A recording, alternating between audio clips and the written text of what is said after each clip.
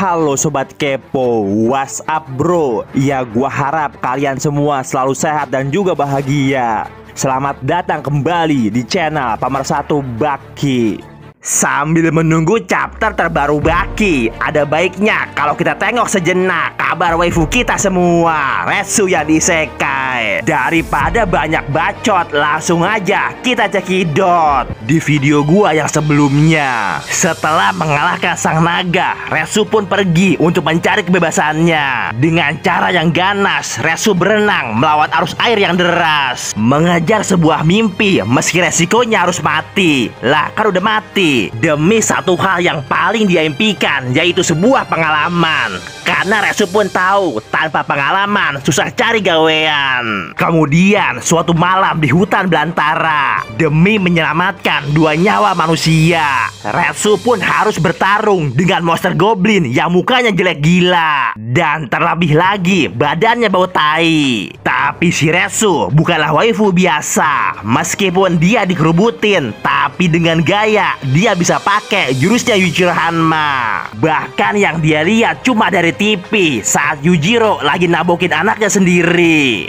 Hingga akhirnya nggak pakai lama, para goblin hancur nggak bersisa. Dan saat ini Retsu pun siap buat makan babi. Babi pun dia bawa, kemudian dia masak dalam goa. Tapi romannya kepada si Retsu, si cewek masih curiga. Bahkan kemudian secara terang-terangan si cewek langsung mengatakan kalau dia harus melanjutkan perjalanan. Dan sambil ngasih sate babi, Retsu mengatakan kalau mau pergi silakan, tapi lo harus makan. Diendus-endus, buset baunya enak juga. Karena udah kayak Chef Juna, Retsu bisa meramu dengan bahan seadanya. Dan bener aja, ketika sate babi dicicip, ternyata rasanya beneran ajib. Lalu kesimpulannya, apa persamaan Retsu dengan Chef Juna? Kemudian secara tiba-tiba si cowok langsung mengenalkan dirinya. Ternyata dia adalah seorang pewaris dari salah satu daerah terpencil di negara Brakirka. Dan dia bernama Laurik Linkin. Dan di sampingnya ada pelayannya, Karen CF, buat yang paham-paham aja. Lantaran terkesan dengan kemampuan si Retsu, makanya tanpa ragu dan malu dia pun meminta Retsu buat menolongnya. Tapi si Retsu orangnya emang belagu. Diajak ngobrol,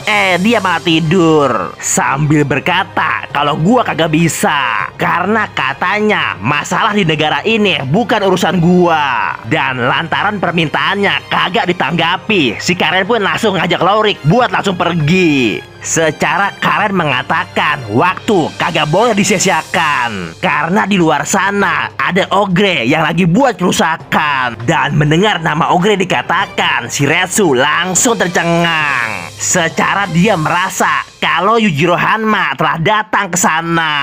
Tapi ya kagak mungkin lah. Secara siapa juga yang bisa membunuhnya. Makanya lantaran itu juga Laurik dan pelayannya sering ke Oyo. Maksudnya kesana kemari buat cari petarung yang jago. Tapi secara mengagetkan, tahu-tahu ada yang ngomong di belakang. Dikira setan, ternyata si goblin penyakitan. Bahkan tanpa ragu dan malu, dia pun langsung memohon kepada Retsu. Secara katanya ogre telah memusnahkan desanya. Kagak di bumi, kagak di mari. Ternyata semua yang namanya ogre emang makhluk kagak tahu diri. Retsu yang mulai panas terus-terusan dikipasin. Secara si goblin berkata kalau ogre adalah makhluk terkuat di dunia. Bahkan sampai sejauh ini belum ada orang yang sanggup melawannya. Tapi buju buset, si goblin bikin kaget karena secara tiba-tiba dia teriak buat minta makanan. Retsu pun kagak masalah sama sekali, karena yang sebenarnya Retsu lagi berpikir dengan seksama. Dan ogre yang ada di pikirannya tentu aja seorang Yujiro Hanma. Makanya dalam hati dia berkata, apa iya gua bisa? Bahkan sama Mazmur aja gua kena mamam. Masa iya gua mati 2 kali? Tapi tiba-tiba si goblin berkata kalau ogre juga makan manusia. Dan Laurik pun membenarkan ceritanya. Katanya 3 bulan yang lalu pasukannya bekerja buat keluarganya mencoba untuk melawannya. Tapi hasilnya semua dibuat mati, dimamam langsung kagak pakai nasi. Dan si goblin penjilat terus-terusan mengatakan meskipun ogre sekalipun, kalau bos Retsu yang ngelawan pasti bisa dikalahkan. Retsu lama-lama gondok juga, udah kayak kutil. Tiba-tiba si goblin langsung dia sentil. Ngoceh bae lo, ampun bos. Retsu langsung mengatakan kalau ogre yang dia kenal juga pernah mengatakan hal yang demikian. Baru aja si goblin mau berdiri, dia diambrukin lagi. Mana pakai kancut doangan. Dan lantaran si Retsu masih dendam sama Mas Pur, makanya saat itu juga dia mengatakan kalau dia siap bertempur. Bahkan dengan gaya Retsu berkata kalau dia mau membandingkan ogre di Mari dan ogre di dunianya. Atau bahkan si Mas Pur yang bikin dia jadi pincang, ya lo yang nantang. Dan Retsu yang kebanyakan gaya kembali berkata, gua Retsu Kayoh dan bawa gua ke negara lo. Atau dengan kata lain, Retsu mengatakan kalau si ogre bakalan dia lawan. Kemudian kagak pakai kelamaan, mereka langsung melanjutkan perjalanan. Mereka jalan bertiga. Sementara itu, meski kagak diajakin, si goblin tetap aja ngikutin. Dan akhirnya mereka sampai juga ke sebuah kota yang tampak lulu lanta. Kemudian kagak pakai basa-basi, bokapnya langsung dia cari. Dan bapaknya pun langsung menyambutnya dengan penuh bahagia. Tong, babe, bapaknya berkata kalau bantuan pasukan dari raja bakalan segera tiba. Tapi Lorik malah langsung mengatakan kalau itu kagak lagi dibutuhkan. Secara dia membawa Mas Retsu, si ahli kungfu watau-watau. Lah sokap, Lorik pun berkata kalau dia adalah manusia yang diceritakan dalam legenda. Hebatnya jangan pakai lo tanya, sekompi goblin abis dia pukulin. Bahkan Lorik juga berkata kalau Retsu lebih hebat dari 1000 pasukan istana. Tapi dasar bapak durhaka, muka si Lorik tahu-tahu langsung ditimpa.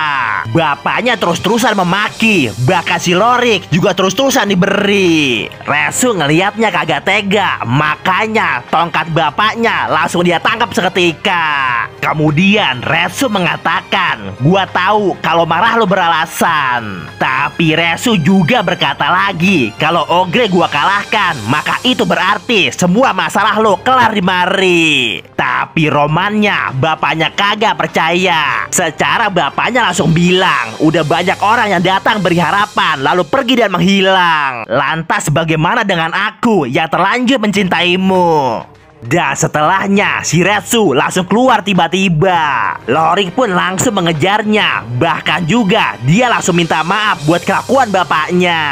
Tapi si Retsu malah mengatakan kalau tempat ini terlalu luas dan minim pertahanan. Sementara itu di tempat yang berbeda tampak 2 orang penjaga yang mendengar suara. Tapi buju buset bin kampret, karena secara tiba-tiba ogre datang dan langsung mengunyah kawannya.